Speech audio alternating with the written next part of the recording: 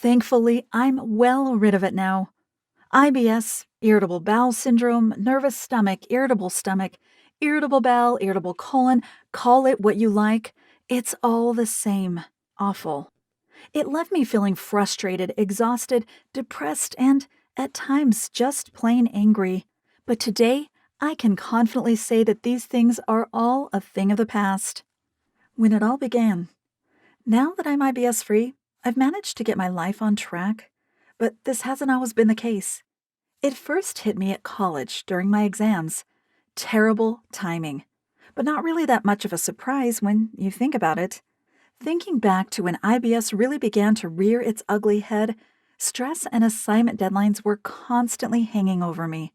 In retrospect, after everything I've learned since becoming IBS-free, it was an accumulation of things that contributed to my deteriorating health, stress being just one of them. But still, I had no idea what was going on with me. Back then, I guess I just put it all down to those exam nerves. Wouldn't you?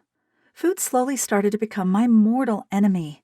Without going into too many unpleasant and graphic details, it either disagreed with me and went straight through me, or bloated me to the point where I sometimes appeared pregnant. My typical diet was that usual student diet. You know, the kind that was ridiculously high in carbs, lots of grease, salt galore. Basically, I ate anything sweet and stodgy, as you do in your college years. But that wasn't anything new. I'd been eating like that for some time. Partying was also the norm. It wouldn't really be college if it were any different, right? But like I said, my diet hadn't really given me any grief up until that point. Bang. Just like that, it came from nowhere. Even now that I don't suffer from IBS anymore, I can vividly remember the physical and emotional turmoil my body went through time and time again. Mild cramps that turned into gut-wrenching ones. Thank God I finally said goodbye to these IBS symptoms once and for all a while back. I always thought that I had a high pain threshold, but the first time I really suffered from it properly, I knew all about it. I remember buckling over with the worst cramps I'd ever experienced. I have no words to really describe how it felt.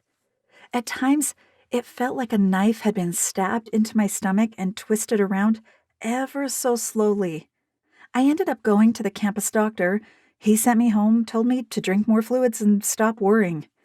Exam stress, he said. Stop worrying? How? Easier said than done. I guess he didn't remember how he felt at medical school when his entire future was riding on a few hours in an exam room.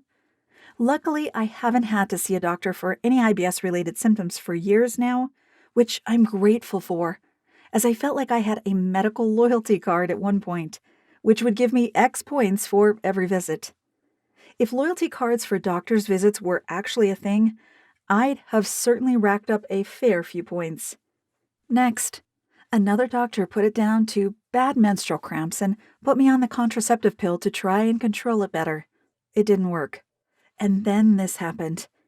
2 days before my exams, I found myself in bed, writhing in pain and suffering from diarrhea. Despite not having experienced such excruciating pain in years, it's all still very vivid. You just can't unforget some things. Every few minutes, I found myself in the bathroom, afraid if I moved, I'd have a very embarrassing mishap, which, of course, was the last thing any college student wanted. Imagine! Again, I found myself back in the doctor's surgery, staring at the sterile white walls, trying to blink back tears, and begging him. The best thing is I don't have to spend endless hours in doctor's surgeries or hospitals waiting for answers anymore. I'm proud to say that I haven't stepped into a doctor's office for almost a year and a half, which is quite a feat for somebody that had once frequented every family practice in the locale on a regular basis. The exercises I did and still do at home, sometimes when I have a moment, I also do them at work, because they're that short and that easy. And when I have to travel for work, I often find myself doing them on the plane. They're great because I can incorporate them into my everyday life with ease without any disruption. I've learned to change my lifestyle. I continue to follow all the instructions because by doing this, I know that I'll be able to maintain a life free of IBS and its crippling symptoms. Click below to get your easy-to-follow step-by-step program today. Nothing to lose.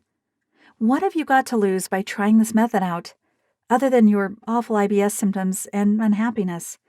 Even in my desperation, I was a little skeptical of it all, especially since I tried and failed so many other methods, and no doctor I'd visited could help me like I'd hoped they would. This clear program isn't made up from nothing.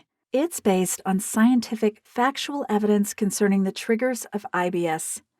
It's an easy-to-follow plan, and because it's so easy, it's not that difficult to include in your life and make the necessary tweaks in the way you live. And if you're anything like me, once you start noticing the differences, you'll become determined to make it work for you and continue with the program well after the suggested time is up. Jalissa's program is different to the rest. It's so simple. It's easy to follow, and it also offers some step-by-step instructions. What makes this plan even more unique is that it looks at IBS holistically. It looks at every aspect of IBS and all its triggers. From there, everything is separated into manageable chunks, which make it easy and even fun to follow. Trust me when I say you won't live to regret this. I hope that you too can find all the answers for your IBS you're looking for, just like I did. Here's to living IBS-free forever. You're 90 seconds away from owning a program designed to make things right for you.